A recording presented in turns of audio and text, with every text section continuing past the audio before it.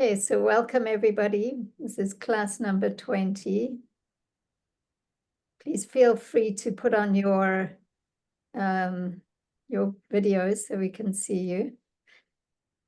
So here we are, Shara Yichud by the Mitzvah Rebbe, commentaries by Reb Hillel of Parach.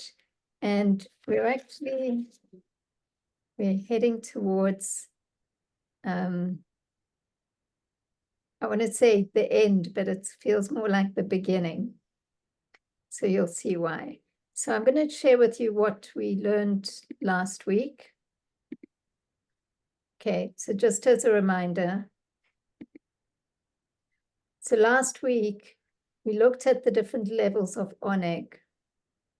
And I'll go through it very, very quickly, because today we're going to be building on that as well. So we started off with oneg, and it's important at this point to also be familiar with the Kabbalistic terms, because they are used interchangeably from here on. So oneg is actually known as Atik-Yommin in Kabbalah. It literally means the ancient of days, but it just means that it's the full Partzuf of oneg, meaning oneg with all the 10 sferot in it and a very high level of oneg. So then oneg splits into two, and you have oneg pashut, which is simple pleasure, but it means pleasure in its purest form. And that is, in Kabbalistic terms, was the Gimel.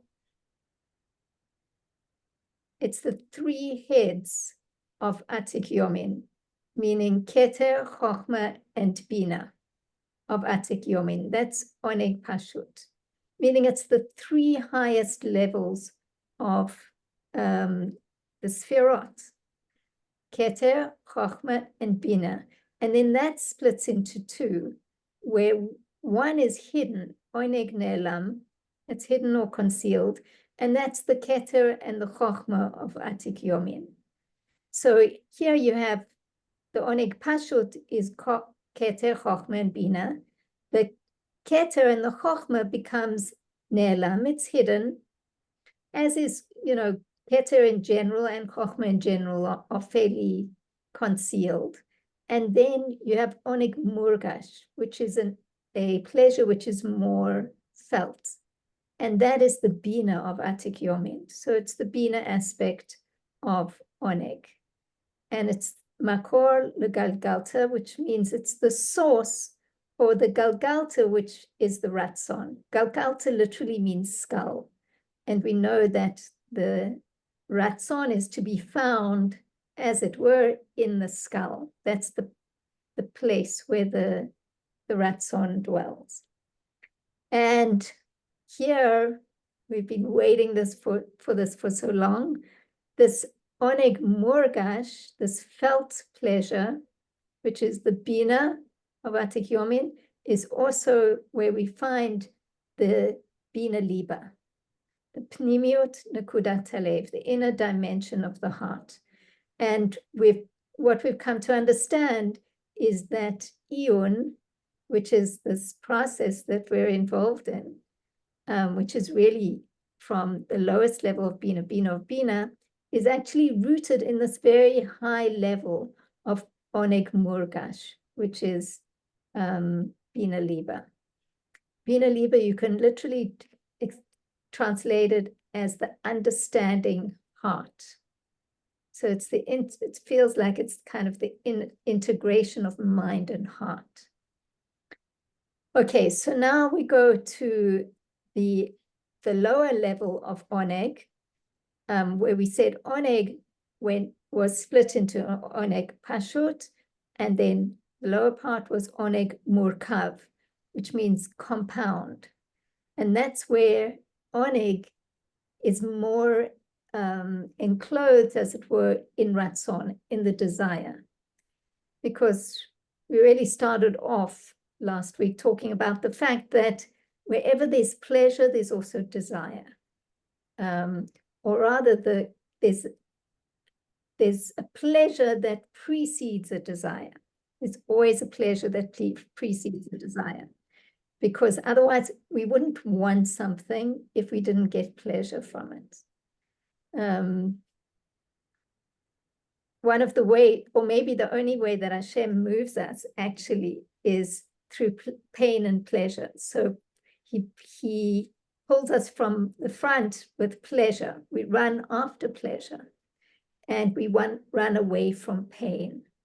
So this is how Hashem, if you look at your life in a very broad way, you can see how, Hashem keeps us moving, keeps us journeying away from pain and towards pleasure.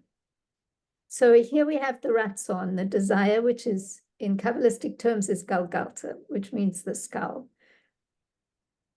So this is basically the map of Oneg that is still, it's still fairly new to all of us, but hopefully we looked at it last week, and it's a map to keep going back to. These are very, very kind of high, deep concepts, but they also seem, especially with Oneg and Ratzon, it also seems very applicable to our lives, because we all know what pleasure is, and we all know what Ratzon is, desire. It's what we run after, Ratzon, Ratz, and pleasure is pleasure. Here we're talking about, the pleasure really ultimately of knowing Hashem, and hopefully that is a pleasure that we do touch, if only every now and then. Okay, so I hope that looked familiar, since we did it last week, but these days a lot happens in a week. Okay, Mila, we're going to go keep, at this point, even if we don't fully understand what we're learning, I think that it's important just to see that there's a map that is being explained to us.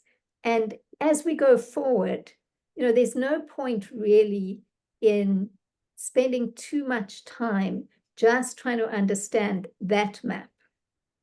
Because today we're going to explore a broader perspective of that map.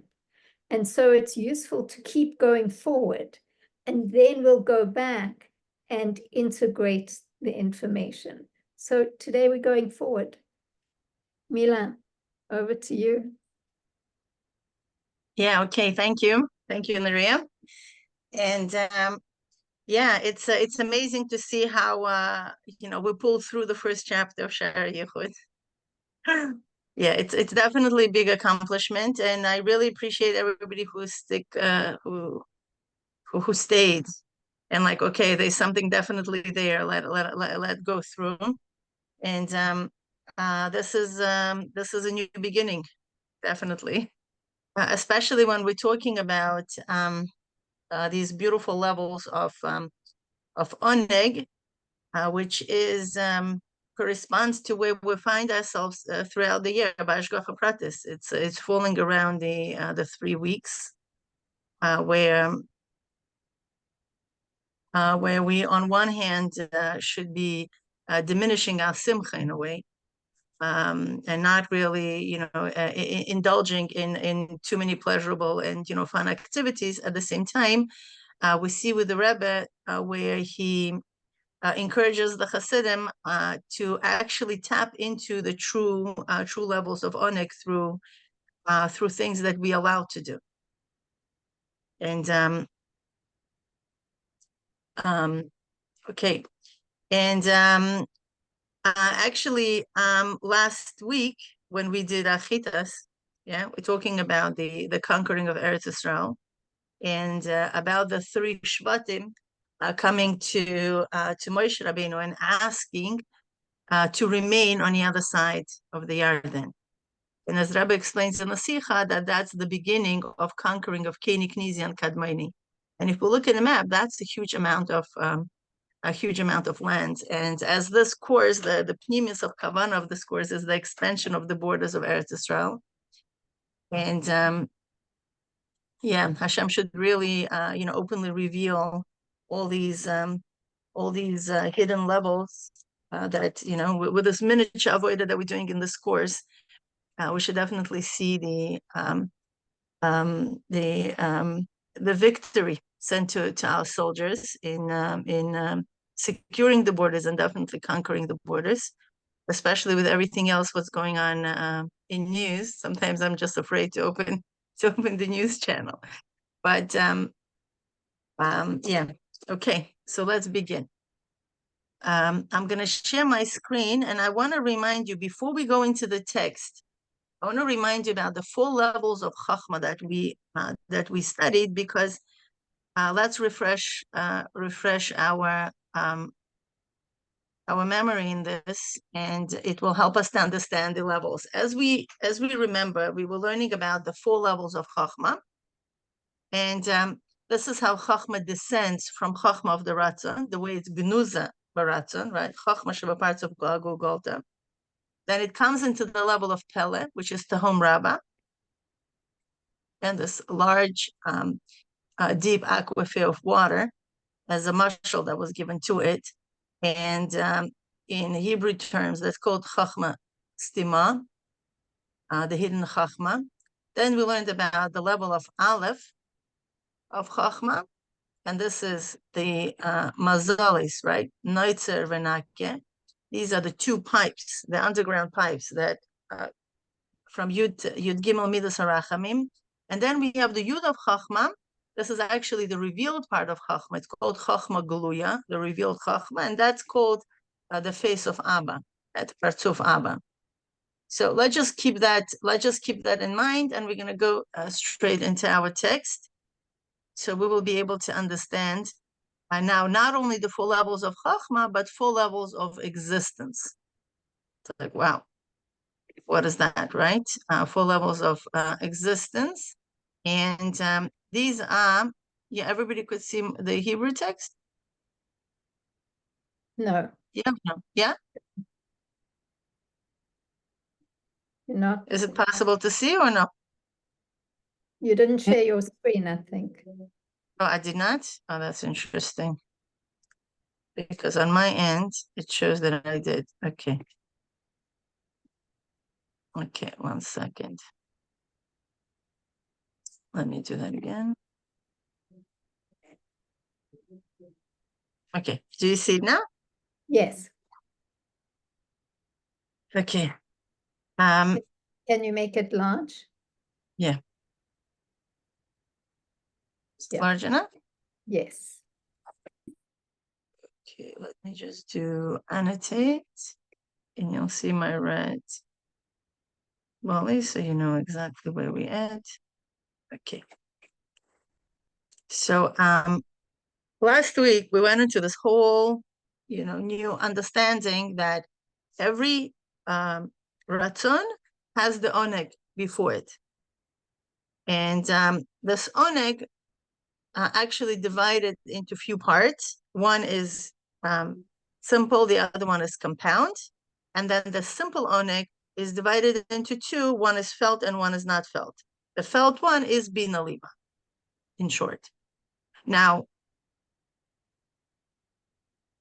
he is going to be going into explaining everything with a very interesting name of Hashem that when Moshe Rabbeinu was by the burning bush, and he asked them, they're going to ask, what's your name? So on and so, what am I going to say? In the beginning, Hashem was avoiding that. It's like, no, I don't want to give my name under no circumstances, because I am, who I am. And then he says, okay, tell them, Ekya Asher Ekya. Okay, tell them that I will be who I will be. It's a very strange name, because truly, we never see the name of Hashem written in such a way.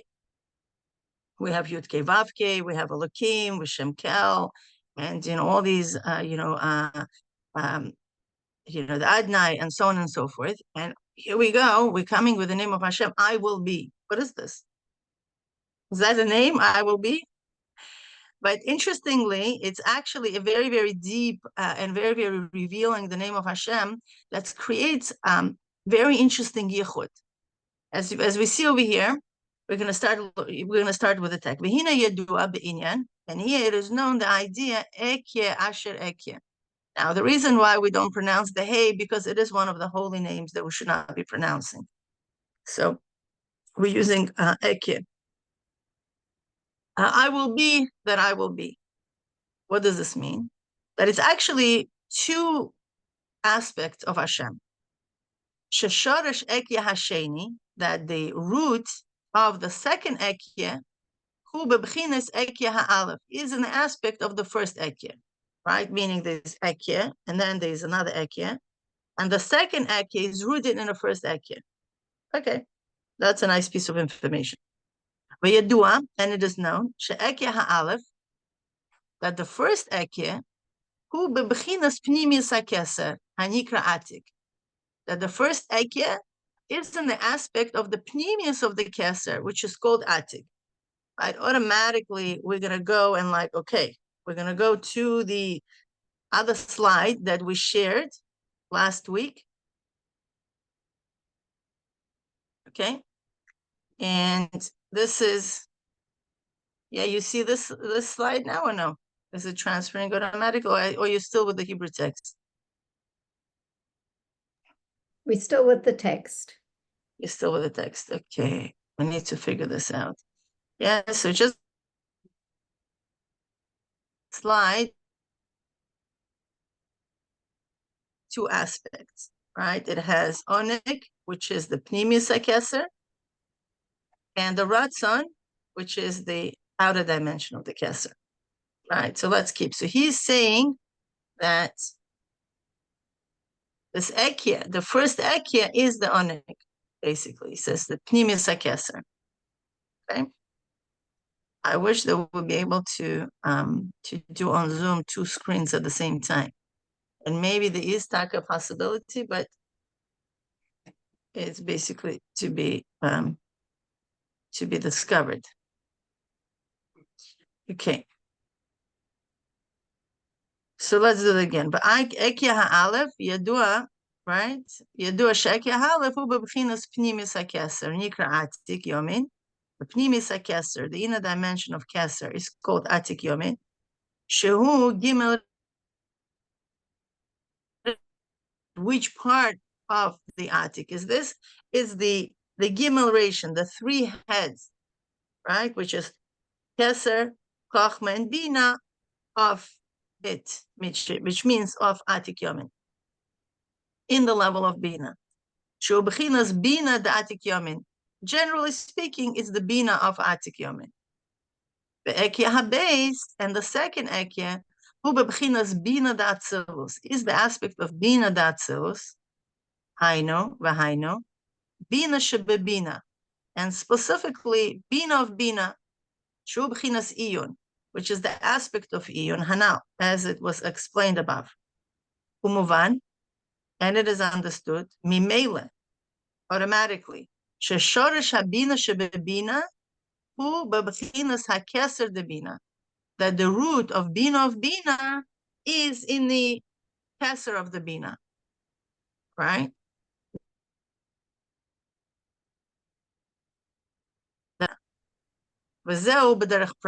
And that's actually in a way when we are studying and we are approaching it in a very detailed way. And in general, b'chinas bina haklolis, b'chinas bina haklolis, meaning the general aspect of bina. Sharsha b'pnimis hakeser, its root is in the pnimis of the keser hakloli, the general. Okay, v'nimtza muvan lamaskil mikol hanal, and we find that is understood to anyone who is a thinker, a maskil. Mikol hanal, for everything what we discussed above.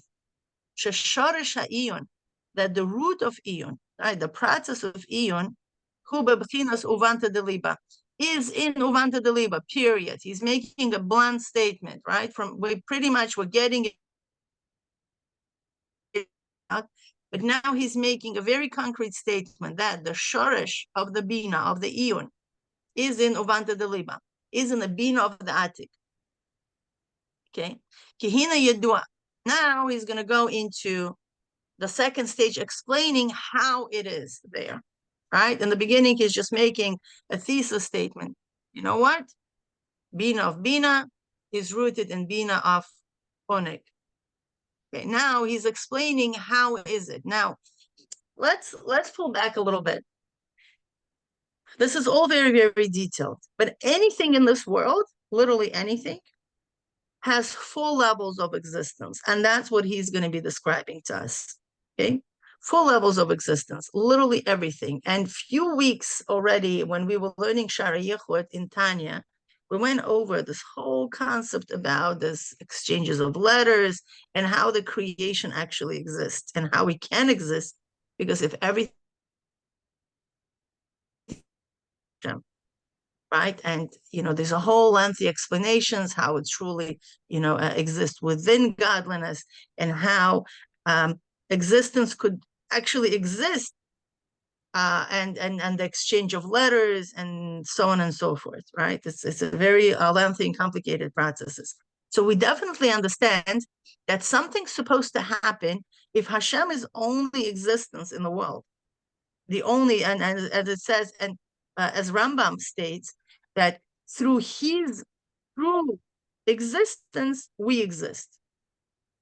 Right? So our existence comes only as a secondary, and he is the primary existence that existed all these times.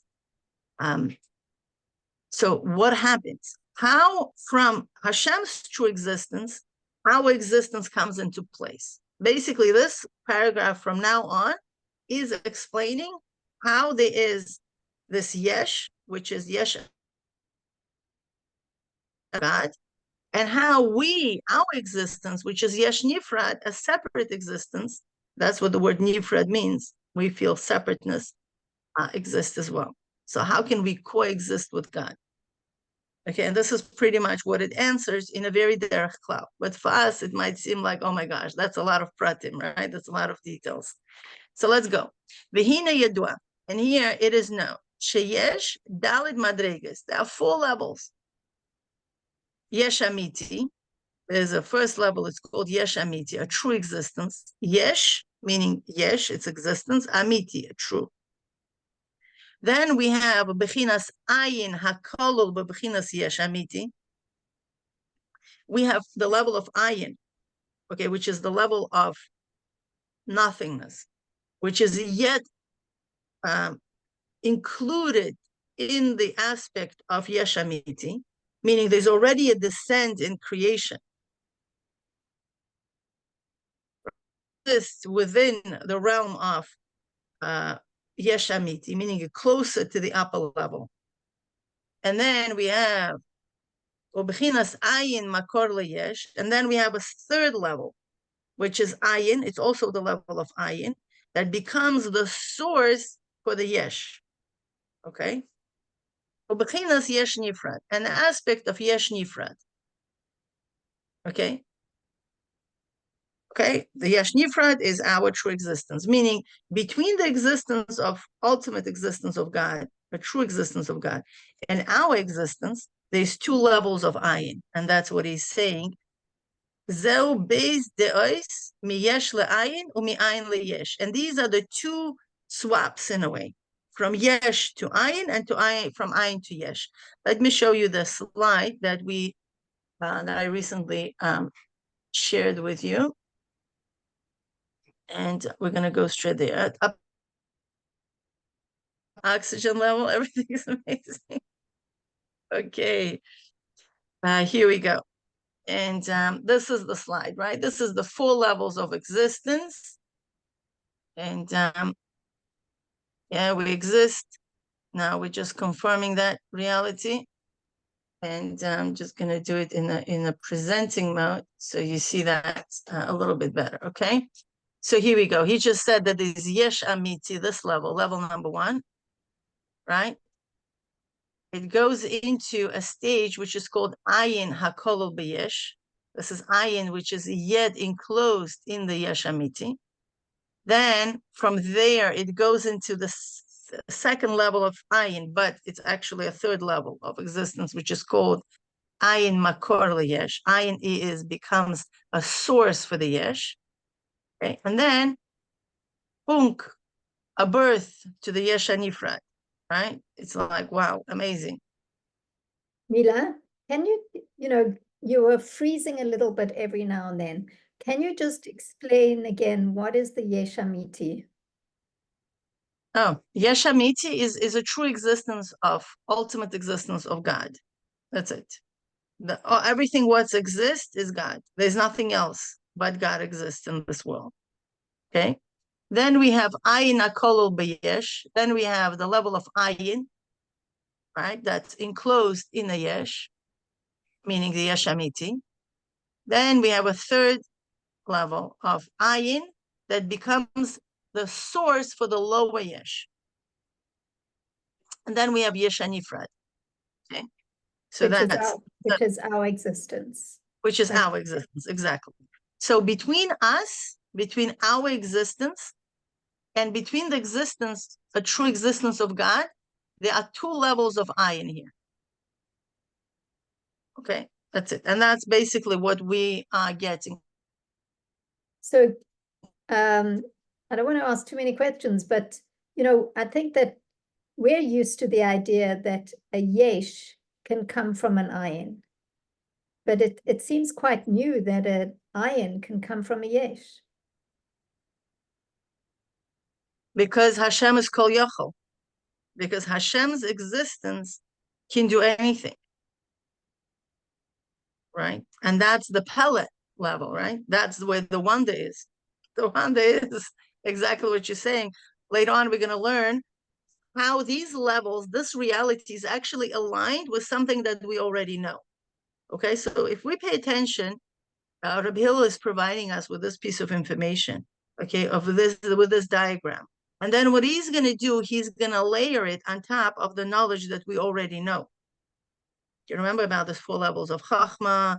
And, we already know about Yomin, right? The Bina of Atik-Bina Liba, and so on and so forth. So what he is doing to us is that, you see, when we learn Chassidus, a lot of times we get bits and pieces and we kind of get confused.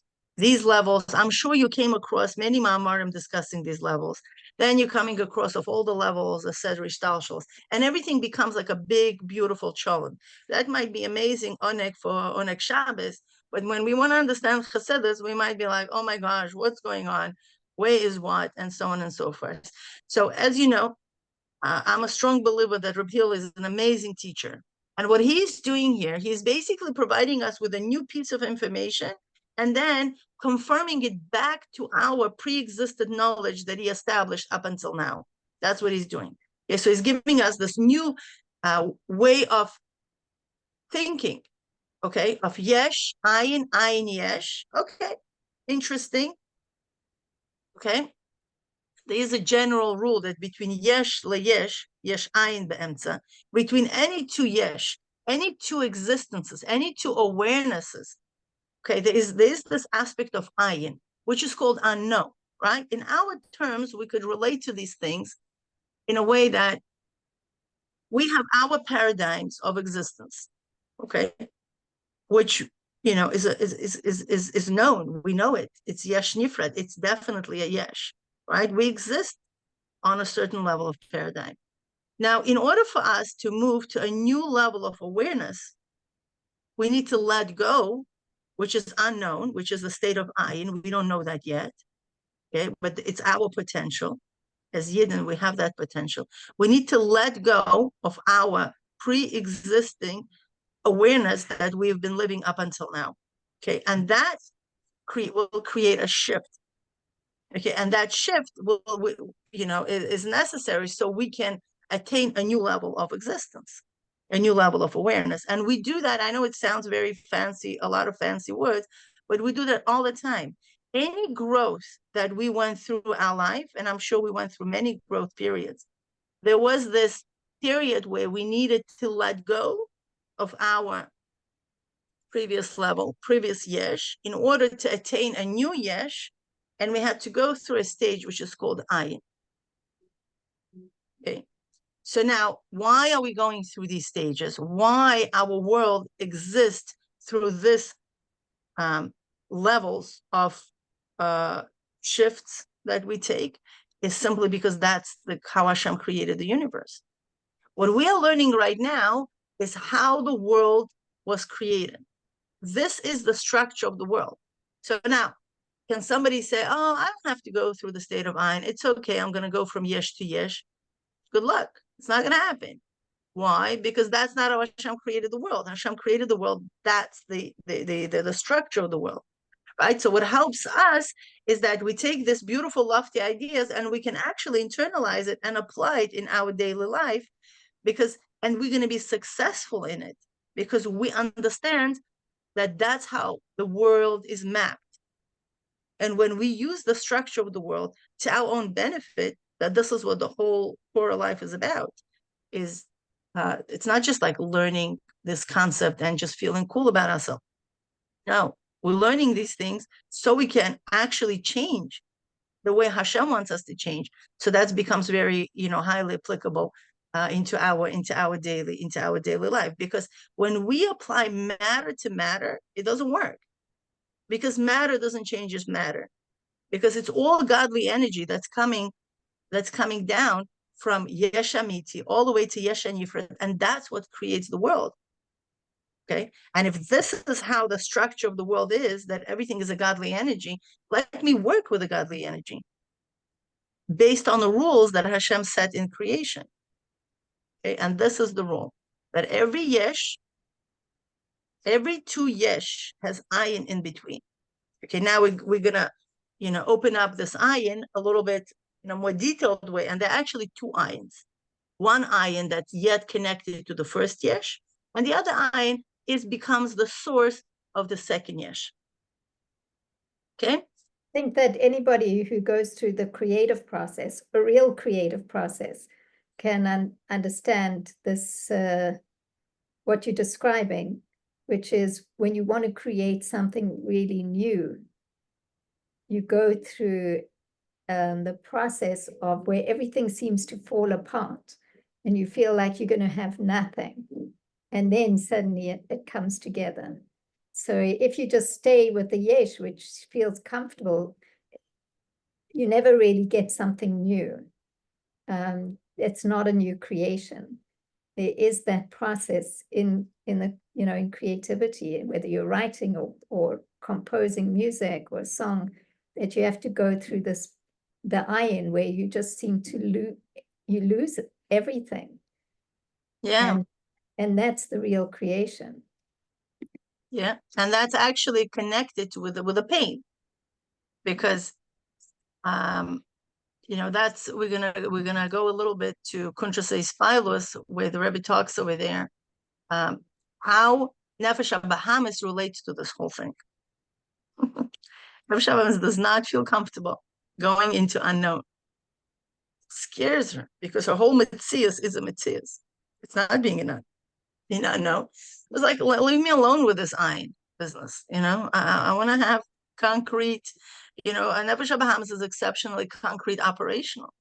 So for her to go into the state into the state of ayin would be like, no, don't take me there. And how are we luring her into this? With pleasure. So don't worry, you're gonna have pleasure. Plenty of pleasure. She's like, okay, no problem, we'll go for it. Okay, this is a dialogue with our Nefesh Bahamis. Okay, let's move on in the text. Okay. So now what are we going to do? We're going to take these 4 levels and we're going to add layers to it. Okay, not layers, but details. Now we're going to learn, what is Yesh Amiti? Up until now, let's take a guess. What do you think Yesh Amiti goes? From all the levels that we learned, there's Oneg and Ratzon and Chochma, Stima and PELE and Alef and Chochma and Bina, right? These are the more or less the levels that we've been working with, right? Creating diagrams, studying them. What do you think, Yesh Amiti? Yeah, open up your microphones. Let's go.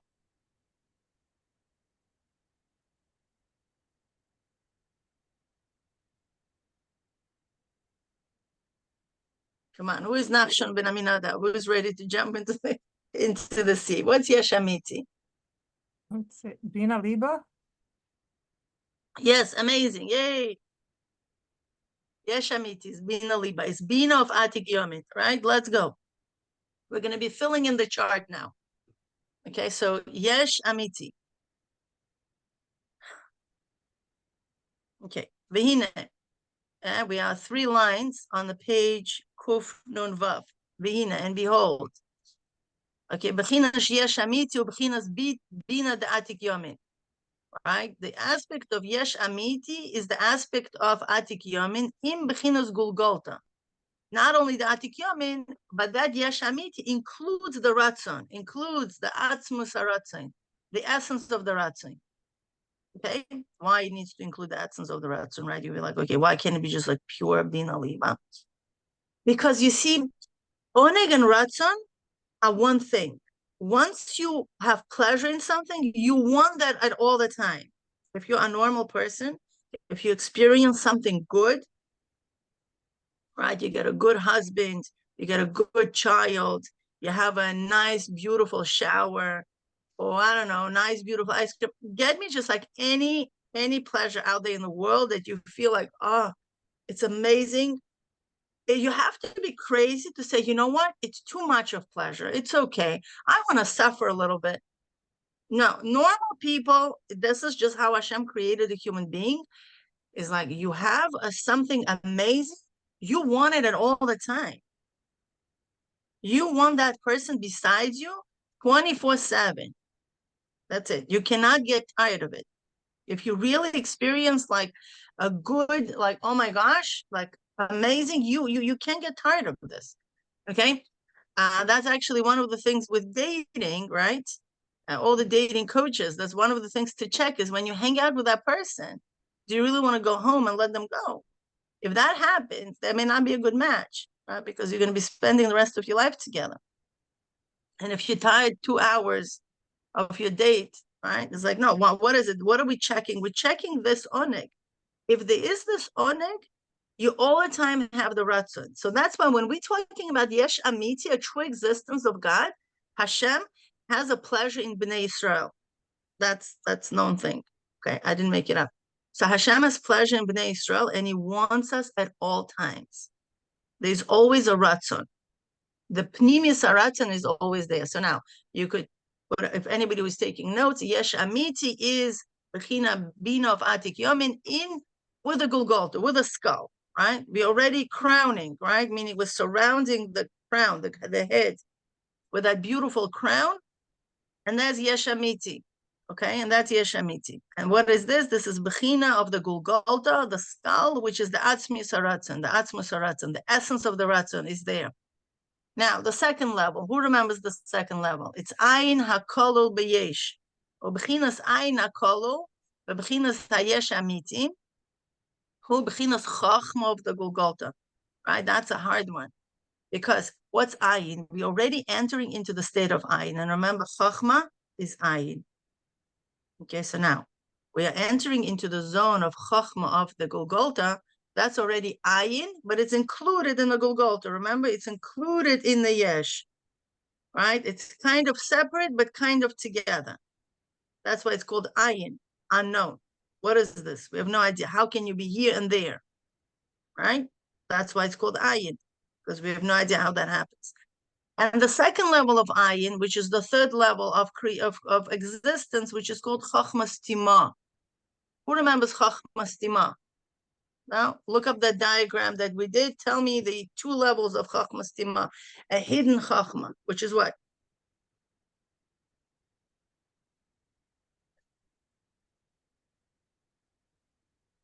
Oh, come on.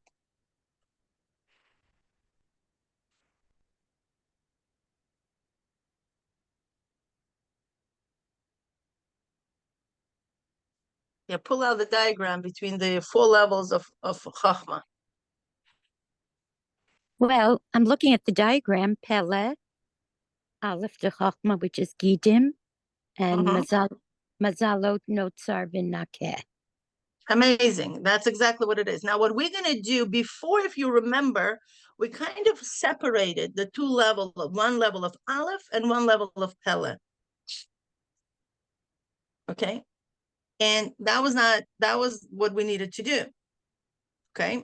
For that period, meaning derech prat. Now they actually want, like, relationship to what we're discussing now, it's one level.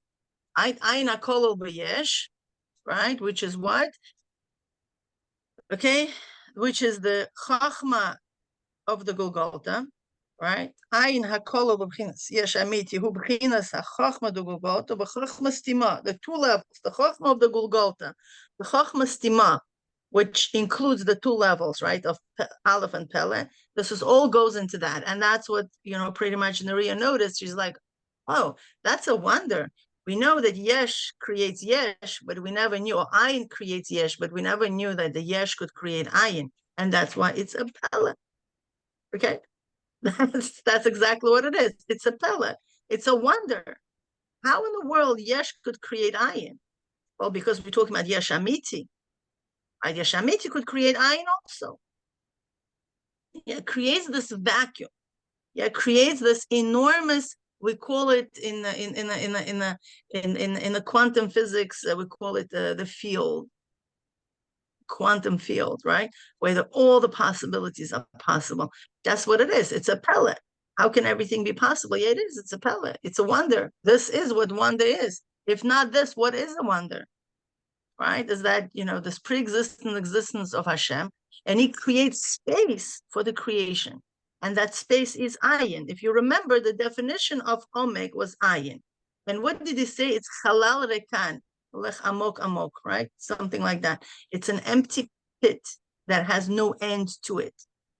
And that's what omek. Omek is this space, undefined space, unlimited space for anything to exist. Okay, and this is what we're talking about, right? That's the level of PELE, which is in general called the Chochma of the Ratzon and Chochma stima, hidden Chochma. Okay, we're done with the level 2, right? Let's go to the level 3, which is what? Now we're talking about ayin that becomes the source of the yesh hanifrad, the lower net yesh. What is this? Which is now a Chochma Gluya, a revealed Chochma, Yud of Chochma, right? How do we know Yud of Chochma? It doesn't say that, but we know that from before, right? That Yud of Chochma, it's already existing, right? It's already a defined, you know, idea. This is what defined thing is, and we like, oh, amazing. Now we know that guy, Chochma Gluya. And the mitzias of the yesh, hu b'chinas bina, is the level of bina. Okay, got it? Now, let me share a diagram with you, because then he's going to another idea. Remember, we promised you, it's not going to be an easy chapter. So we're keeping our promise. I see there are people asking questions. Then is there no true I in nothingness if pure iron is all Hashem? Everything is Hashem. It's spiritual, definitely spiritual. Remember, we talked about the Ruchani. This ayin process reminds me of how many children have trouble with transitions. Amazing, yes, Nachama, that's great. That's teachers, right? Okay, beautiful, great. Here we go. Okay, we got it. We knew this, right? Now we're gonna go into this. You like it? Okay, so we have this diagram. You're like, oh my gosh, I thought this was hard. This one is even funner. So this is what we did. Remember this level? We discussed the Bina of Atik-Bina and then Atzmus of Golgoltha. They are all joined into one level 1 of Yesh haamity. Yay. Then we have, now the second level of Yesh, it's huge, right? Look at this. I'm sorry, second level of Ayin. It's like, whoa. It's Chochma of Precuf of Golgotha. We know that, right? From the slides of 4 levels of Chochma. Then Chochma Stima, which is the level of PELE and Alef. Okay, and this is the 2 mazalos. All this, it's huge package. Hashem packaged it nicely, and he calls it Ayin HaKolol B'Yesh. It's the Ayin, which is included in the Yesh Amiti. It's still there. It's still more connected to Yesh Amiti, then becomes a creation. But at that time, there's another tzimtzum takes place, right? Remember what tzimtzum? You had all these beautiful, phenomenal ideas, but now you are thinking about just like one idea. I need to cook that cheesecake. That's it. You need that one yesh. You don't need thousands of millions of different ideas of chemistry, biology, all this. I don't need that. I need to know how to cook my cheesecake, okay? So that becomes ayin makor leyesh, that chochma that will be given to the person, that flash, whoa, okay? That's already ayin makor leyesh. It's ayin, the makor leyesh, and now we go into our comfort zone. Who? Our yesh hanifrad. Oh, Baruch Hashem, amazing. It's known, right? It's something tangible. It's something that we could hold on to. Amazing. That's our Bina of Bina, and this is our level of Iyun. Okay?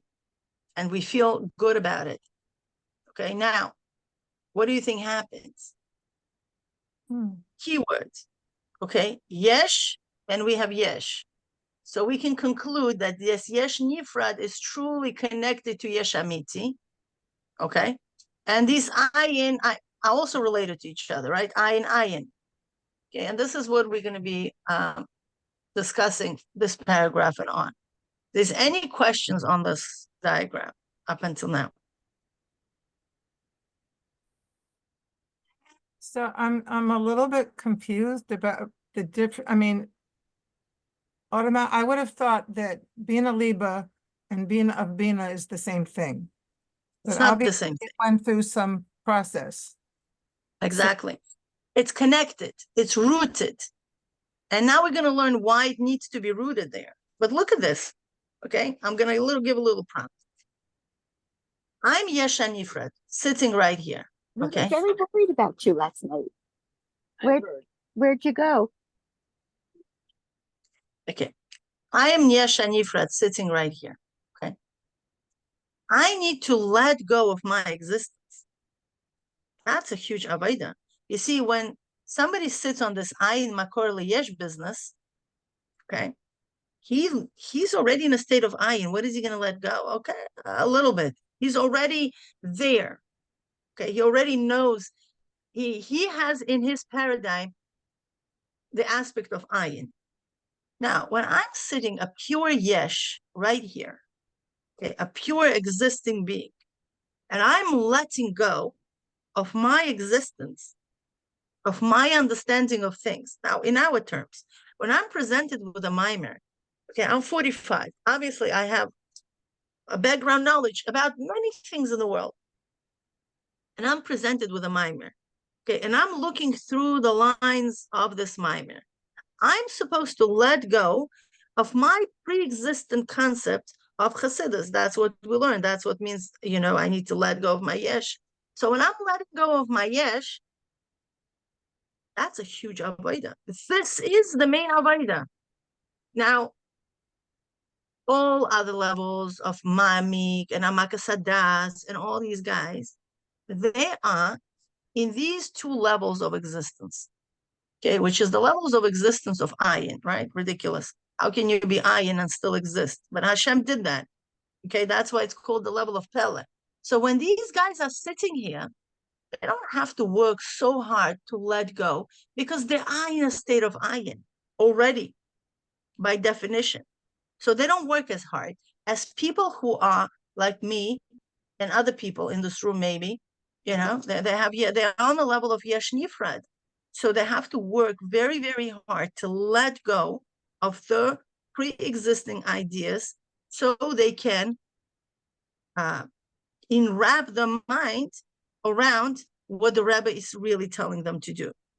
Okay, because the Rebbe is not just giving us information, he wants us to change our metzias. okay, our actual existence. So when that takes place, what we do is we trigger our source. Okay, so because the beginning of Iyun is the hardest point of letting go, Hashem gives it a beautiful present, that it's truly rooted in Yesh Amiti. Okay, and let's see from the text how that happens. Mila? Oh, yes. Can you just go back to that diagram? There's something that you told me that I think is really helpful. That if you look at levels 2 and 3, that they are the 4, there it looks like 3 levels, but they're actually the 4 levels of Chochma.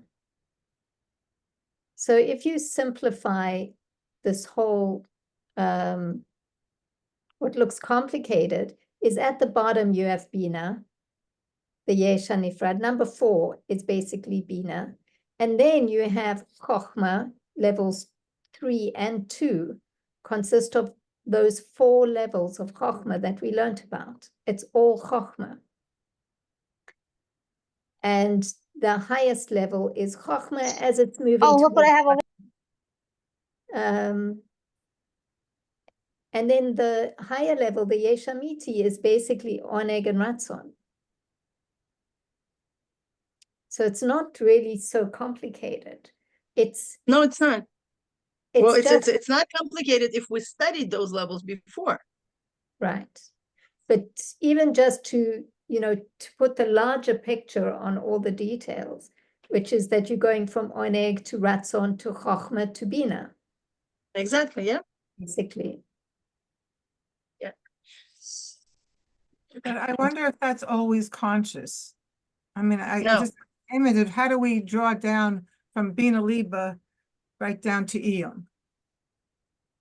Yeah, but we're doing the other way around. This is along the way in analyzing them.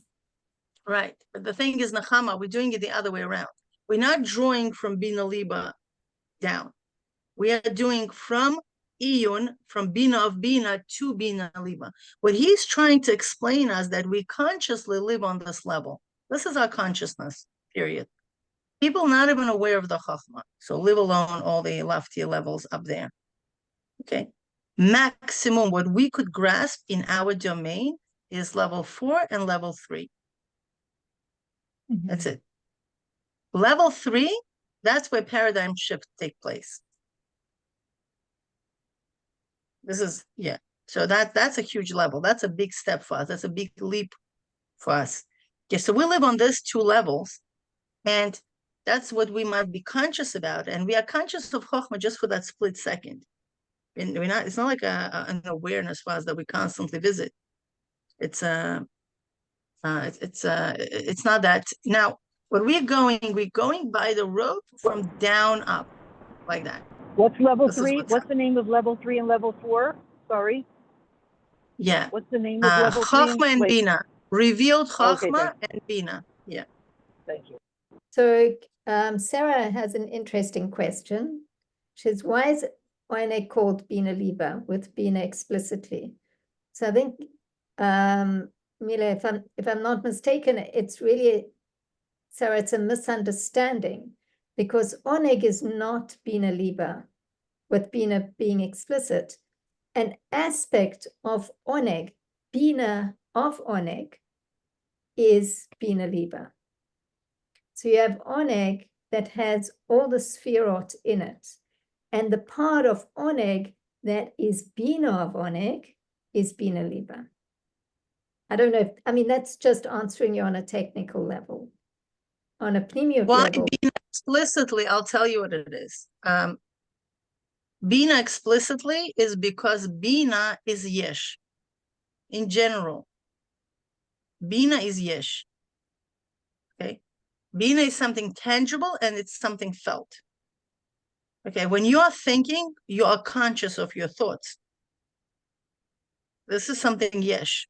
That's why when he makes a point of Yesh Amiti to be Bina of Atik, and remember, the previous diagram, he made a point, meaning the previous class, he made a point that what's Bina Liba, Pnimius Nekudas Alev, is Bina of Atik, and it also was what? It was Oneg Murgash. It was felt Oneg. He makes it very clear that Bina is something that we feel and we are very aware of. Okay? We even use the word understanding. I do not understand.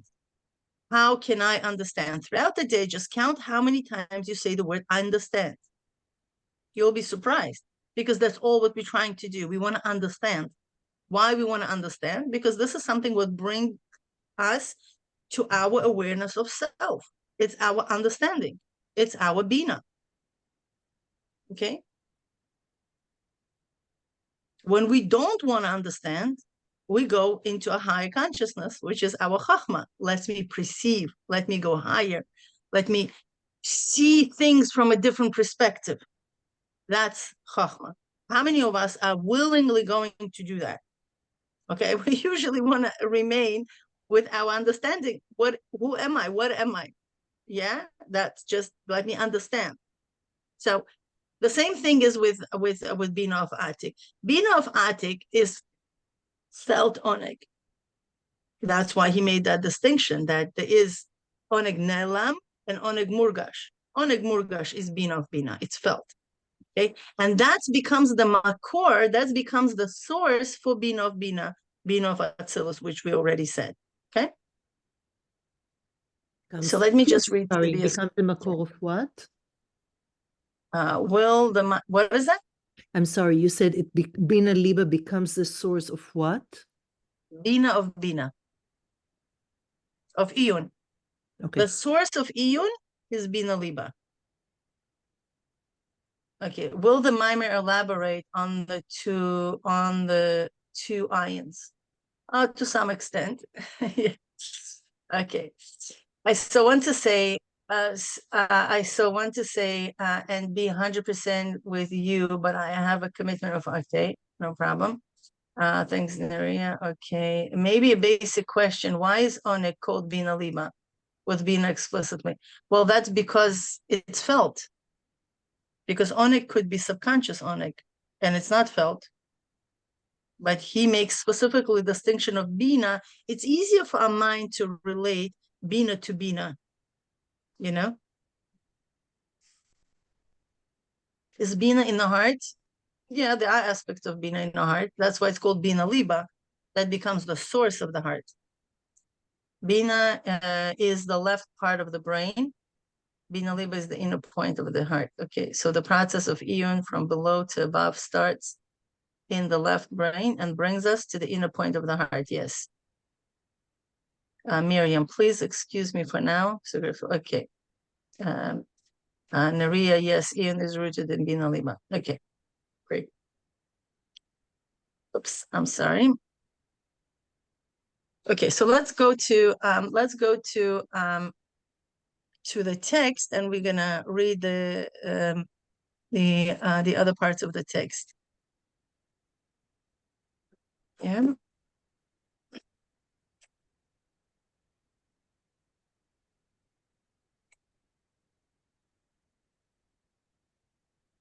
Okay, so we are.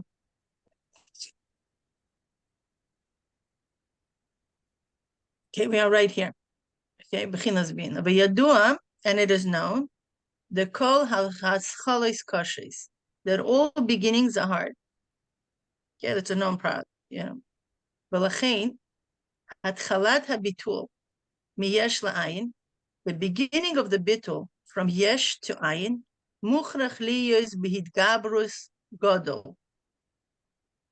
It has to be with enormous hidgabrus. It's like the process of gibor, right? The person really needs to overcome obstacles, okay, of his own limitations.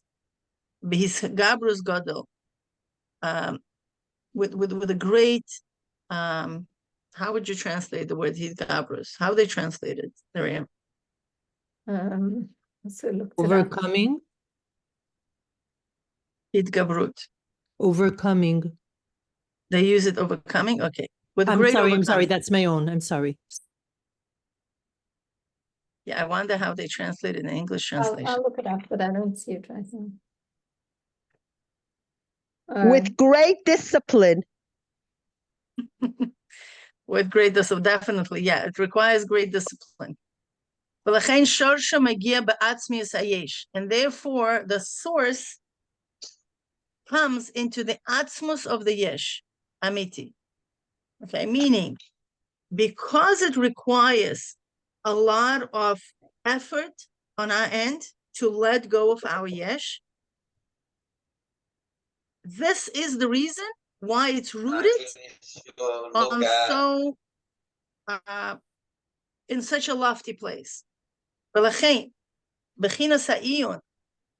therefore the Iyun, Shu Hatchala Sabitul, which is the beginning of the Bitul, Bahafshata, the beginning of Bitul and nullification, meaning nullification of the Yesh, right? We want to nullify it, because if we're not going to let go of our pre-existing paradigms, we can never embody new ones. Okay, Hafshata miyesh gashmi. Hafshata, it's a complete nullifications of the yesh gashmi. Leyesh to la'ayin, I'm sorry, from yesh to ayin. Sharsha magia bebachinas yesh haMiti. Its source goes all the way up to yesh haMiti, shu bechinas uvanta de liba, which is the level of uvanta de liba. Shu shorish umakor haAmiti lekol minei chochma chulu v'dal, which is truly this uvanta de liba, the understanding of the heart, becomes the source of all the chochmas. That's why the Hashem made it in such a way. So a person, can you imagine if it's going to be the same levels, person makes an effort, he would have to give up. How in the world we don't give up? Why we persistently, because that's where the root of that beginning is, that allows us to actually climb the ladder. Because Hashem wants to set up for success. He doesn't want to set up for failure. Okay, so that success is because we're triggering that oneg. That's the only reason why we can stay there. It gives us something, so we can continue to move on and go through these levels of ayin. Otherwise, we would just give up. Okay, and all this is actually done specifically through Iyun. That comes from below to above. So that's answer to Chachama. We're not bringing up down yet anything. We're going from down up. And what allows us to go from down up is this rope that we constantly pulling, which connected to yesh haMiti. Okay, and then there's another rule which is very important to remember. Kol b'chol or chazer, and every returning light, chazer lekadmusay, returns to its origin. Yeah, because we are doing the or chazer, meaning there is or yashar that's actually created the world, and that's going from level to level as we discussed before. But now we are or chazer, we are going up, and that or chazer goes to where it originates, and where the light of Bina originates, in the light of Bina of Atik. Okay, so it goes back to its original light, to its origin. Shehu Atzmus hayesh, which is the essence of the yesh haMiti. Okay, that's it. Now, so why are we going into this whole thing? We're going into this whole thing to explain why Bina and not Chochma. Remember the first question. So what's the story with Chochma? Okay, which is not like this, the level what we learned about the Ma'amik, if you remember. In Ma'amik, it was the highest level of Das. Okay, remember he was on the level of who? Where can we find him in a map? Where was he? You know what? We're not going to read it. I'm going to make you work a little bit. So let's go back to that. Who remembers? Where is Ma'amik was?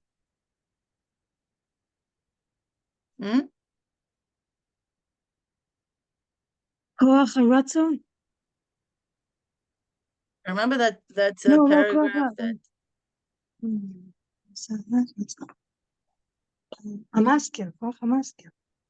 Amazing, yay.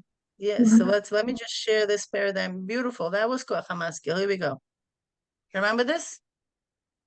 This one. Ma'amik was on the level of Chochma, okay? Based on this, we're going right here. Where Chochma is. Chochma is here, right? Tehom Rabba. We should write over here. It's the level of PELE. PELE or Aleph, depending whether it's formed or not formed yet. So these are the two levels of Chochma. Okay? So where is it rooted? This ayin is rooted in this ayin, remember? So what is this ayin? This ayin of the Chochma of the Purtzuf of Golgoltha. So what is the source? Where is the rope for Mamik, what he pulls? Okay, he pulls the rope of Chochma that's in the Purtzuf of Golgoltha, meaning he's pulling the rope of the level number 2. Okay, that's where his light goes back to. Okay, and what does this mean? This means practically, I don't know why every time I have to press again this annotation setting. This is annoying. Okay. The Bechinas Nikra Ma'amik, lo me'ora rak Bechinas ha'ayin hakol b'yesh. And the Bechinas Ma'amik awakens only the aspect of ayin, the way it's still enclosed in the Bechinas Yesh Hamiti. Shu Bechinas ha'chochma de Golgoltha, which is the aspect of Chochma of the Golgoltha, v'chochma stima, and the hidden Chochma, Vadal. And enough for the one who understands. Vadal maybe. Okay? So, does that make sense? So we're going back into this whole understanding is that the Ma'amik, remember he took a long time to explain us what the Ma'amik was and how lofty it was and all that thing. He only reaches to the second level of existence. Okay? That's it. He only could awaken the Chochma of the Ratzon. That's it. Now the Bina awakens the Bina of Atik, the level number 1. Okay? So this is the reason why the mitzvah of Yedias Elokus, of knowing God, it's actually given through Bina, through Shema Yisrael, and not through anything other than Bina. Okay? Shoresh Ayun, yes.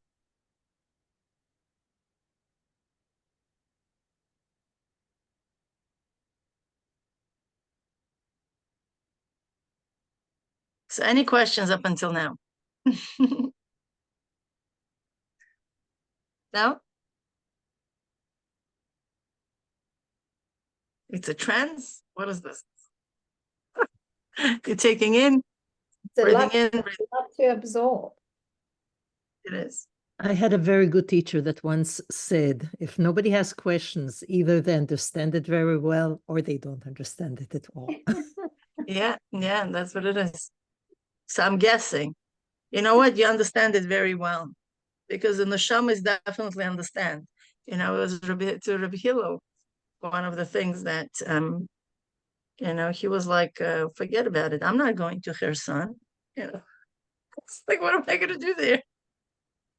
So the Rebbe said the neshamas understand, you know, so we definitely, you know, understand it on some level. So then the neshamas definitely relating, they're probably rejoicing in Gan Eden, drinking some mashke, you know. And I actually heard that one of the reasons why mashke is, you know, is there, is to crack open that yesh, specifically mashke, and not any other types of influences. Can I ask something? Sure. I was just wondering, with the 3 weeks, the pain that we have, if it's part of becoming iron, if that's the avoida at the moment. You know, I'll tell you what it is. We actually had a whole argument with not an argument, a difference of opinions with my husband. I have a wisdom tooth growing, okay, on top of everything else. It's like, forget about it. Like, I'm like, when can I be wise already? Like, is it grow already? I also heard somewhere that you're not allowed to extract your teeth if there's nothing really wrong with them. It was like a whole thing. So I'm like, okay, do I have to like sit and suffer here? Like, what is exactly, like, why is it growing even? That's it. Just let it just be. And he was telling me that the wisdom comes through pain. Okay. Yeah. It's what is the wisdom? What's the general understanding of why the wisdom tooth grows so late is that we have a sense of empathy towards young children, what they go through when their teeth are growing. We don't remember that because we were too young to remember. So that's why usually the wisdom tooth is growing, when is it, like 18 plus? So that's provide us with a certain sense of empathy that allows us to have wisdom. What's wisdom? Wisdom is empathy, when we can actually understand things from other perspectives, not just our, right? Remember, the Bina was yesh, and the wisdom is the Chochma that allows us to see other perspectives as well. So that's the level of empathy. That's when we let go of our yesh. And I was thinking about it. Does it really always have to come through pain? Like, can just wisdom just grow without pain? But apparently not necessarily, because teeth are related to Chochma. We know that, right? There's the 32 teeth, and there's a Lamed Vav Netivat Chochma, right? There's a 32 paths of Chochma.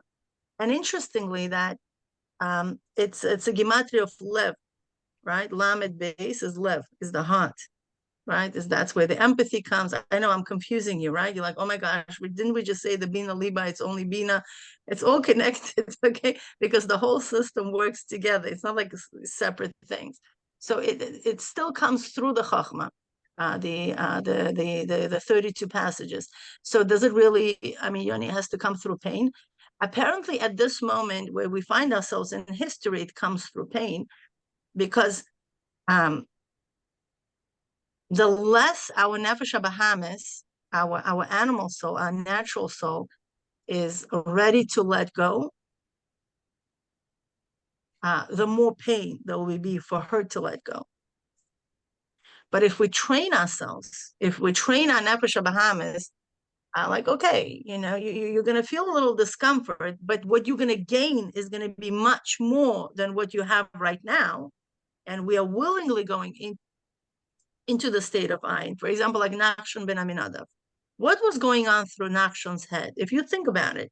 Because to me, he's the first one who just jumped into waters of unknown. Well, for him, it may not necessarily be so unknown. Why? Because what was he thinking? Let's go back into what happened. There were 3 groups, I think it was 4 groups of people, right? If I'm not mistaken. Now, one group of people started davening. Okay, save us, save us. The other group of people was ready to go back to Mitzrayim, right? The third group of people wanted to go and fight Mitzrayim. Okay, so let's analyze.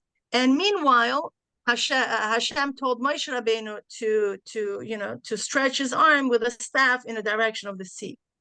So now, those who wanted to go back to Mitzrayim, not smart. Like, that's like, they were still in a very much the yesh of a slavery. I'm a slave. That's it.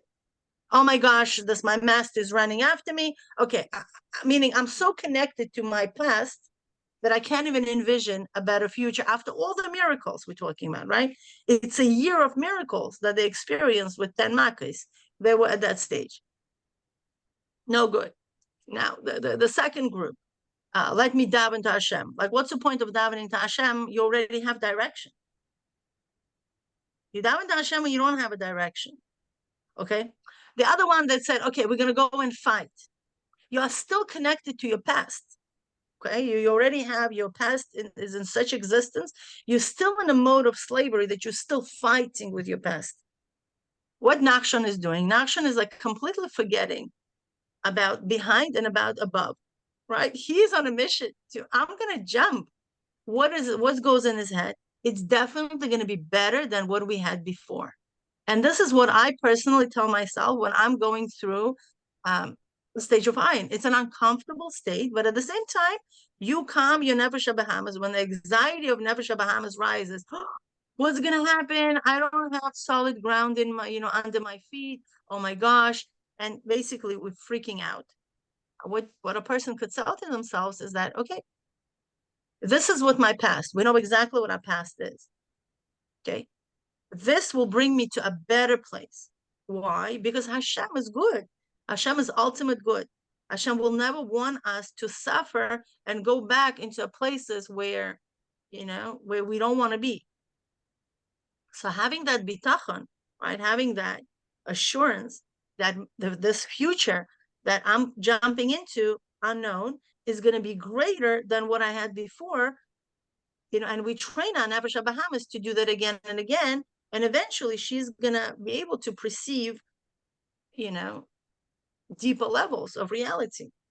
But if we don't train ourselves and every time we freak out and, and all that, it's, it's going to be a painful process, basically. That's what it is.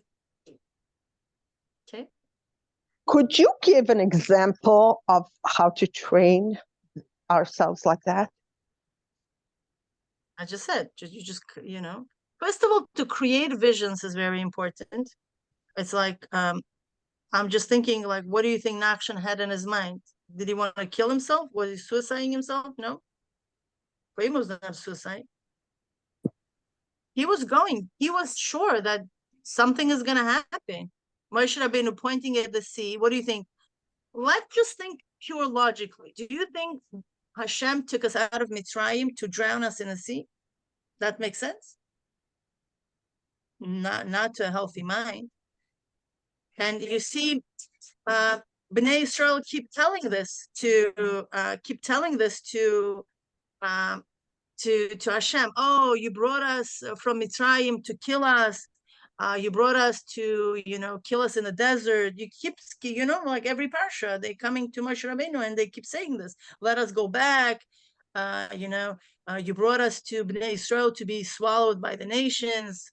All these very interesting ideas. But that's, was a portion of Yidden who were not ready to work on themselves, to really embody the level of consciousness and awareness that Hashem wanted them to have. By that time, they should be getting it.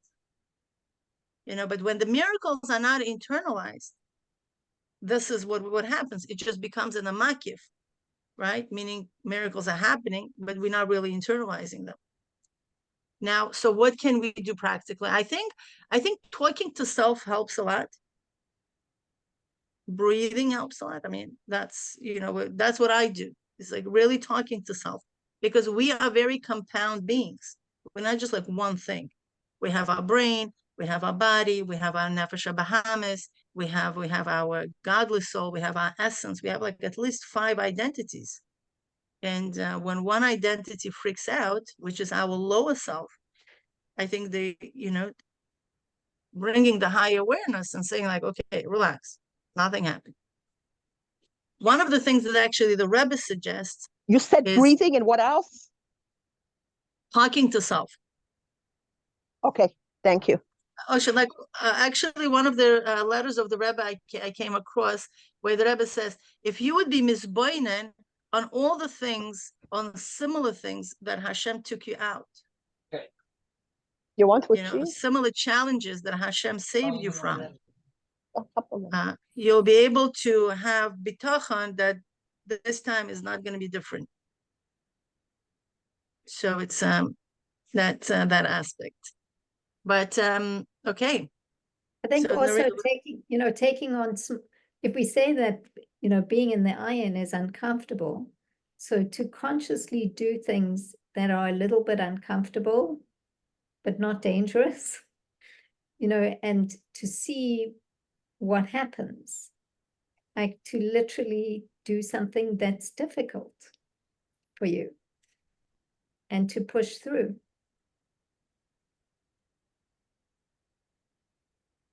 to do it in small ways. And then you train yourself to not be so scared of the unknown.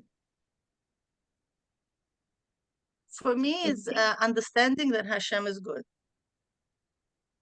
Like believing in Hashgacha Pratis and really knowing that Hashem is good. Hashem would never want us to suffer or like, you know, I don't know,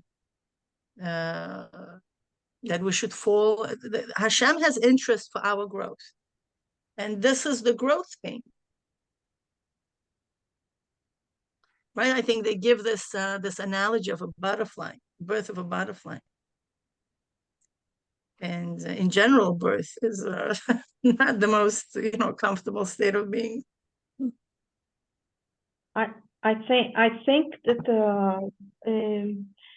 at least for me, but I think the majority of people, the thing is the training is like to lose control. You know, like when you feel like, you know, it's getting to an edge and having consciousness that the problem is you want to have control of the situation. So God cannot control a situation if you want to have control. You know, so this is, I think, it's the point, like to let go of the control. You know, like the training for me, at least, is this. I don't know. It's like before I thought I know. If I control, I can know, and now you know, if I control, I don't know. Right.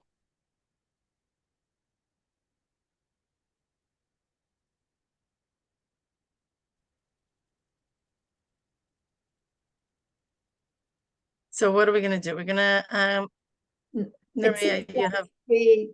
I couldn't figure out how to make a workshop on this. We also we don't have, you know, this took a bit longer than usual. So I don't know if there's really time for breakout rooms. I don't know. Somebody want to do a summary?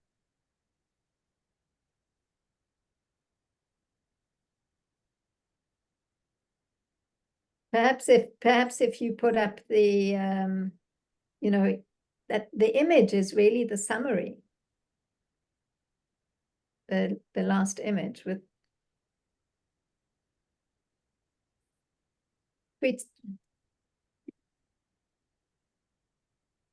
Okay, so should we put it up and then, you know, let's get the volunteers. Who's going to be the Nachshon so far generation? Right. I just have a thought or request.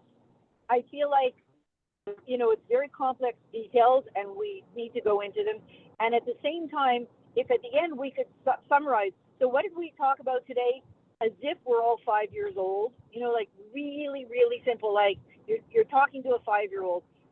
I understand it's going to bypass the complexity and the sophistication of the details, but I feel like it's helpful to know, okay, so what did we talk about today? Did we talk about how to be creative, or did we talk about that, you know, just a one-liner and it's, you know, poetic license? That's just my request. You don't have to do it. Well, why don't you do it? Because I'm asking for a reason. I don't have it. Okay, I get it.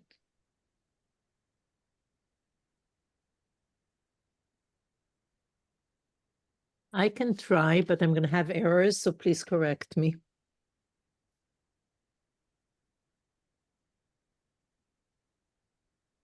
Should Let's I? go. Yeah, sure. Go for it. Okay, so from what I understood, that there are 4 levels of existence, right? And through, if we're looking at the bottom, which is Yesh HaNifrad, where we are now, and if we want to get to the Yesh HaAmiti, or actually through Bitul, we get to the Yesh HaAmiti. From Bina of Bina-Iyun, we could get to Bina of Atik-Yomין. But I'm just reading whatever is over here. Then there was the concept that you said, you mentioned, and I need to know where it's fitting over here, that oneg is tightly connected to Ratzon, because when we have oneg in something, automatically we have the will for that thing. And from the yesh and going through this, so the yesh haAmiti, from the yesh haAmiti, there is, I'm going to be very weak over here. From the yesh haAmiti, there is a part of it that is ayin that is included in yesh, which is chochma sתימאה. And from there is already an ayin that is a source for the yesh, where we are having an understanding. And that's when you gave the example, if I recall correctly, of you already have the details of how, no, you don't have the details of how. You have an idea that you want to do something, you want to bake a cake, you want to buy a house, you want to do something. And then Bina of Bina is already breaking it down to details, but please correct me because I might have had a lot of errors here. I think you did beautiful. Yeah, this is the process. Yeah. But I have a question, and that is, are we going from down to up and then back down again?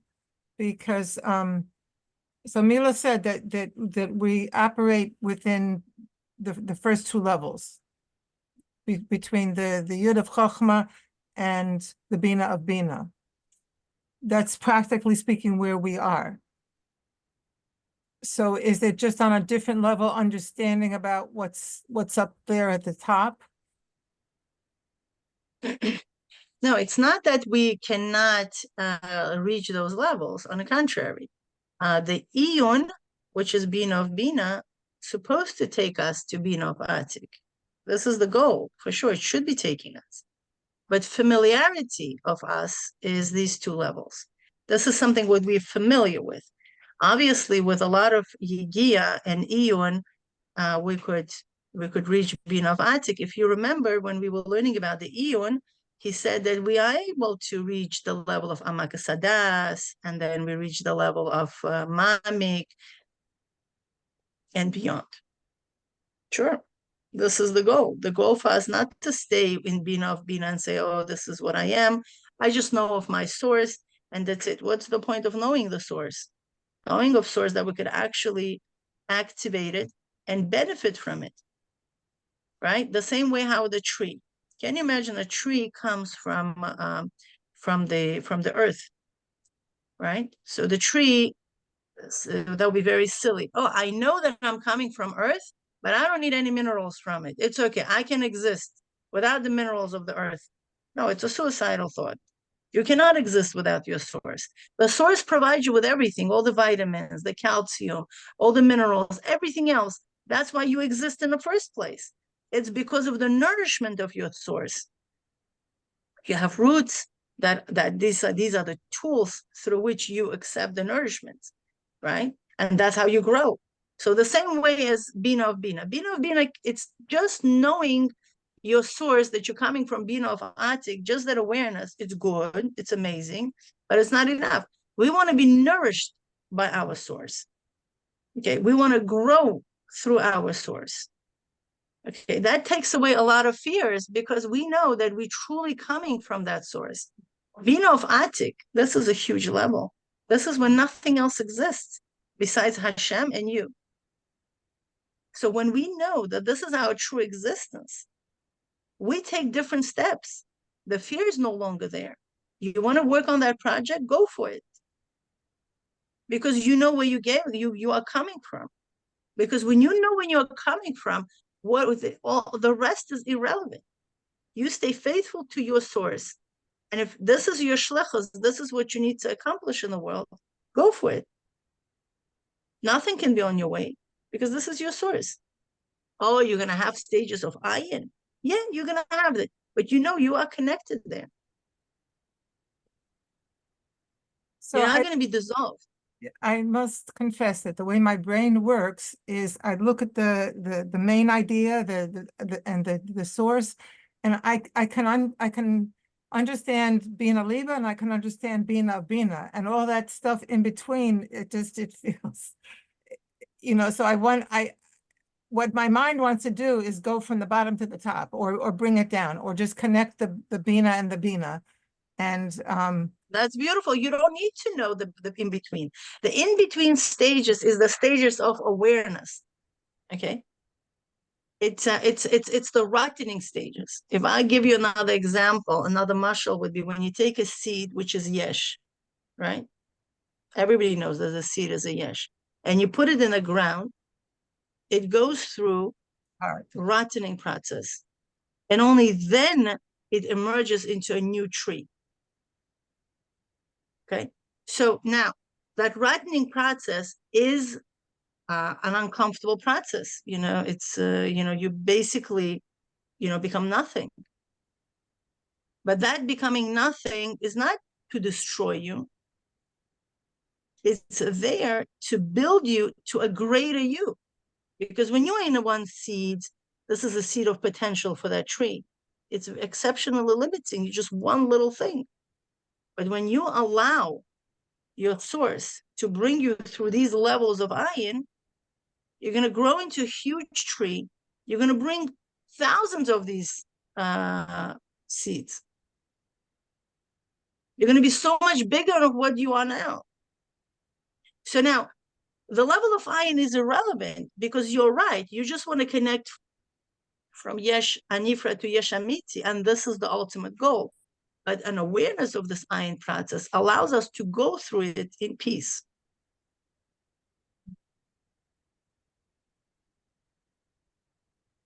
Thank you. And Ovanta de Liba is the same as Bina Liba? Yes.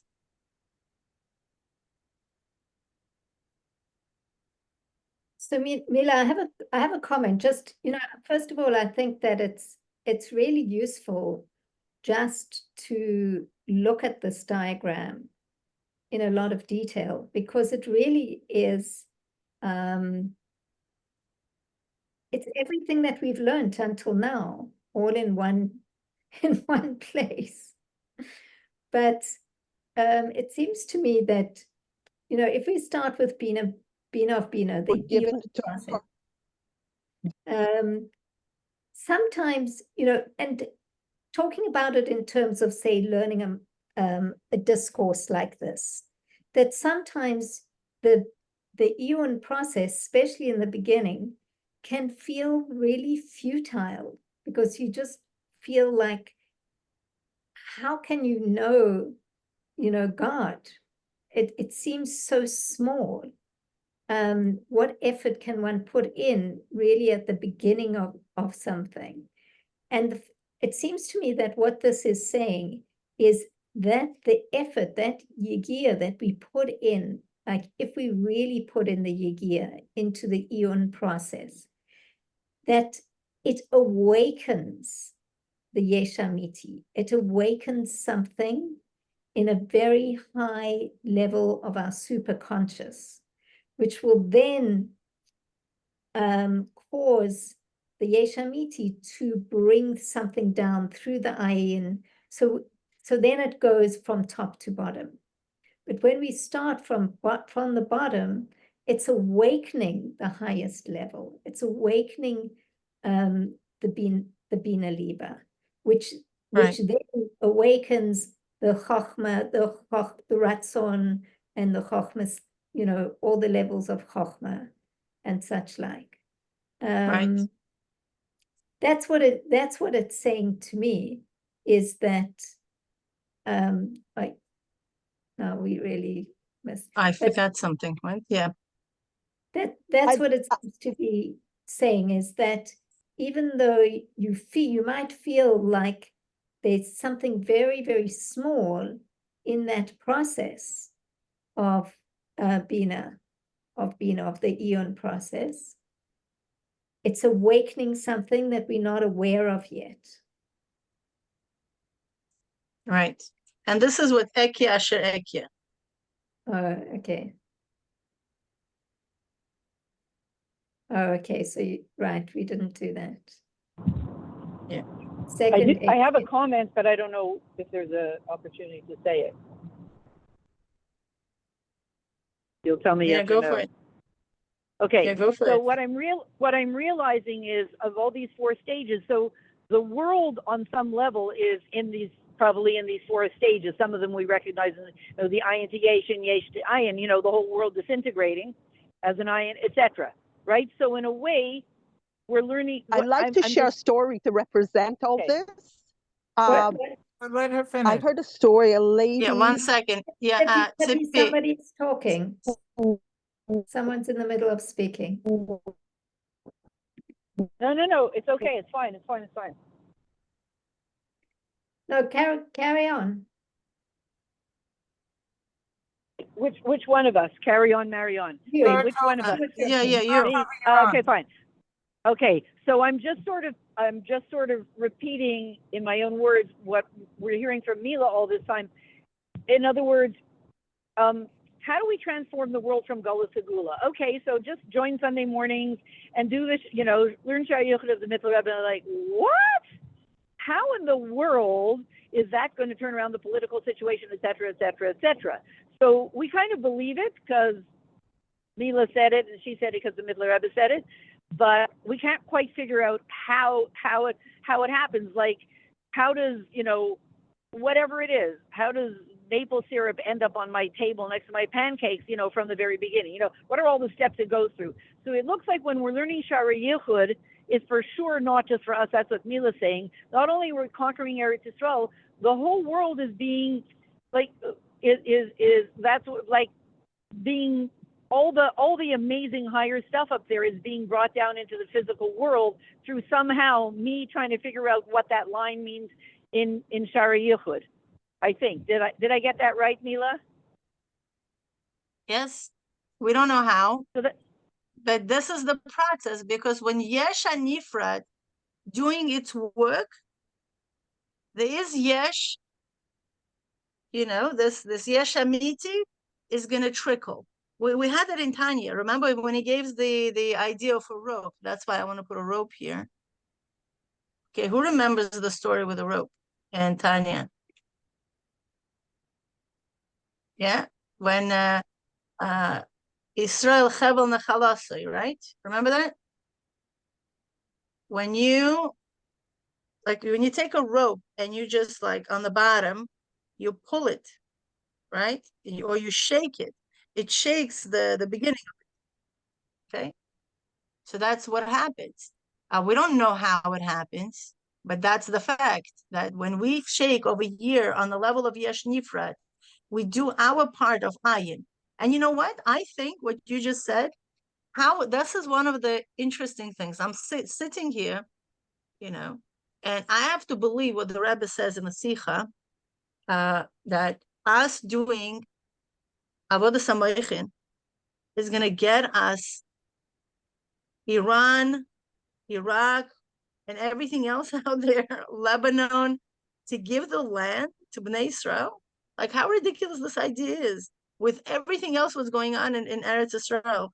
Like, this is a delusion, right? It sounds like it. Really? They're going to give the land? They're not letting us to live on our land.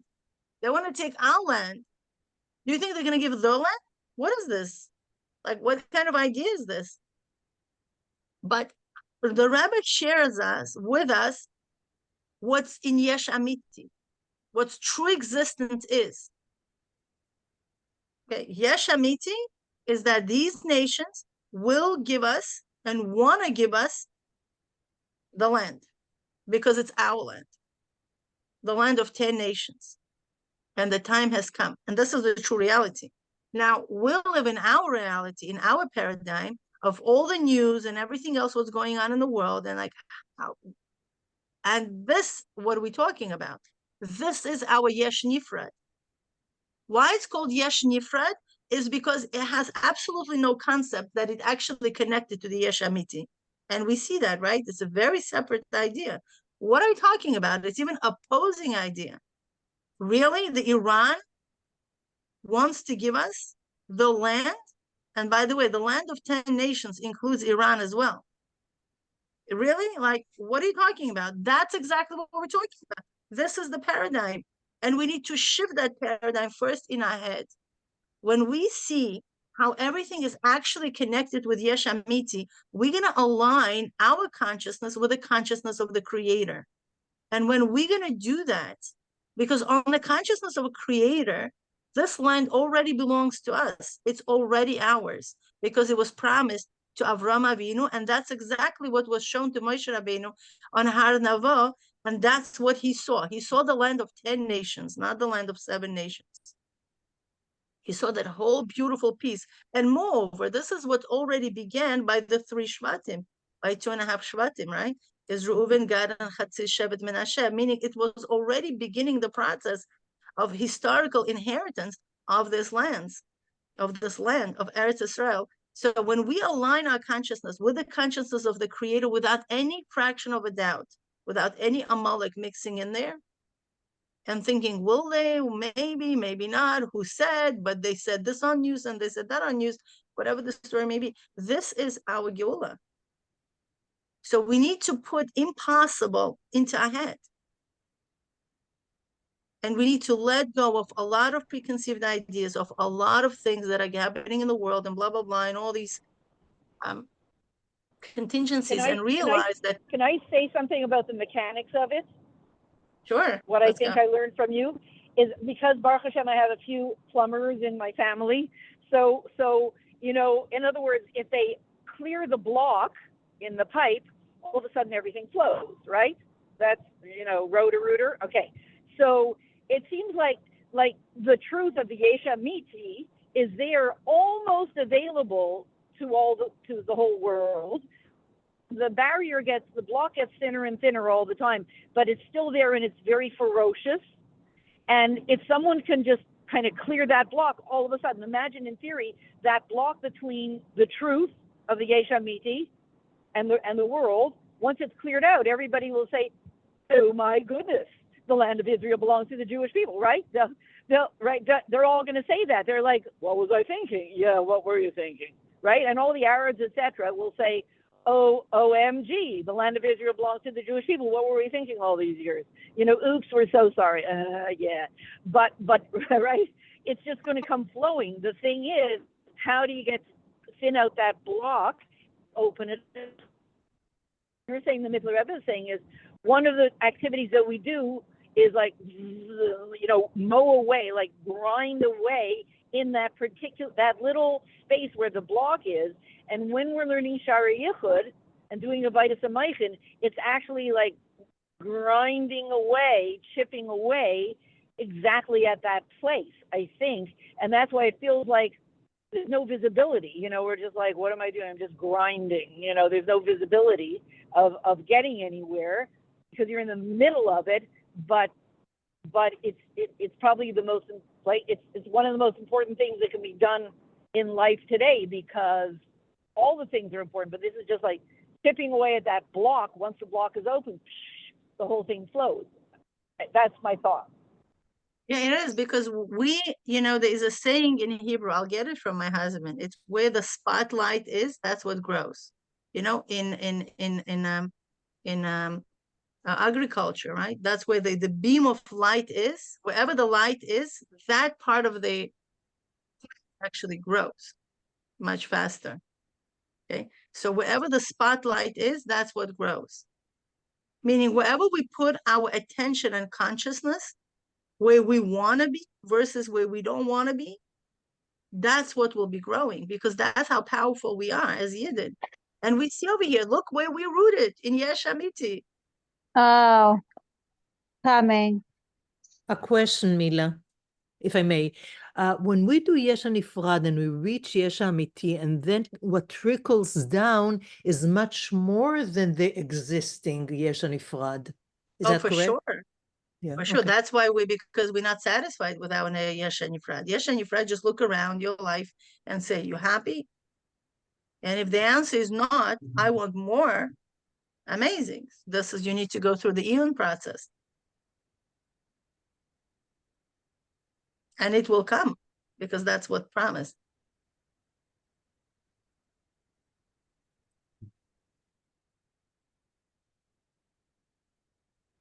Sorry, and just one more comment. And the idea that what we learned that Iyun, the activity of Iyun comes from Uvanta de Liba, right? Bina Liba, so which has some connection to the heart, right? Bina Liba.